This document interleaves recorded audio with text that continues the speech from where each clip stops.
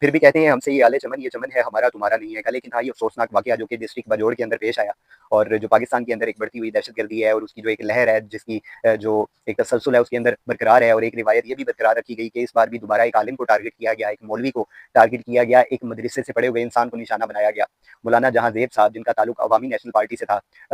وہ اپنے علاقے میں ایک امن کے سفیر کے طور پہ کام کر رہے تھے۔ ان کی کوشش تھی کہ وہ اپنے علاقے کے اندر امن قائم کریں، اور انہی مقاصد کی تکمیل کے دوران انہوں نے شہادت کا مرتبہ پا لیا۔ کل ان کو نامعلوم افراد نے ان کی گاڑی کے اندر ان کو گولیاں مار کر شہید کر دیا۔ ساتھ ہی ان کے جو لوگ موجود تھے ان میں سے بھی کچھ کے زخمی ہونے کی اطلاعات ہیں، کچھ کے شہید ہونے کی بھی اطلاعات ہیں۔ اور پھر جس طرح کی ویڈیوز ان کے بچوں کی سامنے آئیں، ان کے بیٹوں کی اور ان کی ایک بیٹی کی جو ایک چھوٹی بچی ہے، اور جس طرح کے ان کے حوصلے سامنے آئے، یقیناً وہ دیکھ کے تکلیف ہوتی ہے۔ اسی طرح کل راولپنڈی کے اندر ایک مسجد کے امام کے بیٹے کو نامعلوم افراد فائرنگ کر کے اس کو بھی شہید کر گئے۔ اگر آپ تاریخ میں دیکھیں تو یہ ایک تسلسل ہے کہ کتنے سارے علماء کرام ہیں جن کو نشانہ بنایا جاتا ہے، اور خاص کر ان لوگوں کو نشانہ بنایا جاتا ہے جو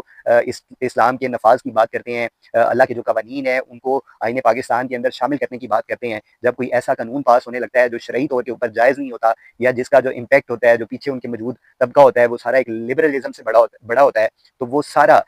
یہ ذمہ داری ایسے لوگوں پر عائد ہوتی ہے کہ وہ اپنی خدمات دیتے ہیں، اور اس طرح کے جو بلز ہیں، جو غیر شرعی معاملات ہیں، ان کی روک تھام کرنے کے لیے وہ جدوجہد کرتے ہیں۔ اور افسوسناک معاملہ یہ ہے کہ پھر انہی جیسے لوگوں کو، علماء کو نشانہ بنایا جاتا ہے، اور ان کو سازش کے تحت ان کو شہید کر دیا جاتا ہے۔ اور ساتھ ہی یہ جو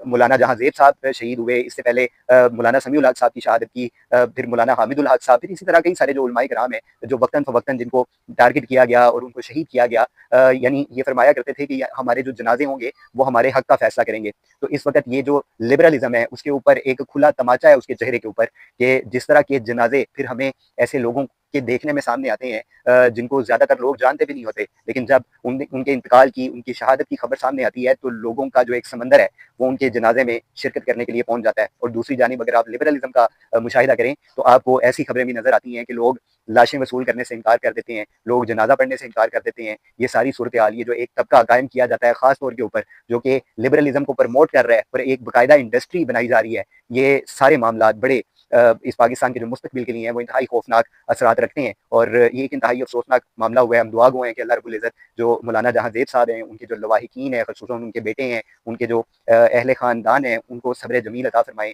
یہ ایک بہت بڑا نقصان ہے، اور اللہ رب العزت سے دعا کرتے ہیں کہ یہ جس طرح کی بھی دہشت گردی کرنے والے لوگ ہیں، جو ایسے ناپاک عزائم رکھتے ہیں جن کا جو مقصد ہوتا ہے وہ عام لوگوں کو، معصوم لوگوں کو نشانہ بنانا ہوتا ہے، اور خاص طور پہ اسلام کو ٹارگٹ کرنا ہوتا ہے، تو ہم دعا گو ہیں کہ اللہ رب العزت ان کو دنیا اور آخرت میں ذلیل و رسوا کرے، ان کو عبرتناک سزا دے۔ اور خاص کر جو ہمارے پاکستان کے سیکیورٹی ادارے ہیں، وہ یعنی روز اول سے یہ چل رہا ہے کہ دہشت گردی کے خلاف ایک مہم چل رہی ہے، اور ہزاروں اربوں روپے کا جو بجٹ ہے وہ سالانہ اس سیکیورٹی کے لیے فراہم کیا جاتا ہے، لیکن اس کے باوجود دہشت گردی کے ایسے ایسے سانحات سامنے آتے ہیں جو ہماری روح کو چیر دیتے ہیں۔ یہ ایک انتہائی افسوسناک عمل ہے۔ اور اسی طرح بلوچستان میں جو پنجاب سے تعلق رکھنے والے جو شہری تھے جن کا شناختی کارڈ دیکھ کر ان کو شہید کیا گیا، تو اللہ رب العزت ان کے لواحقین کو صبر جمیل عطا فرمائے، اور اللہ رب العزت ان کی جو قربانی ہے ان کا صلہ ان کو عطا فرمائے، اور پاکستان کے اندر امن، استحکام اور سلامتی پیدا فرمائے۔ آمین۔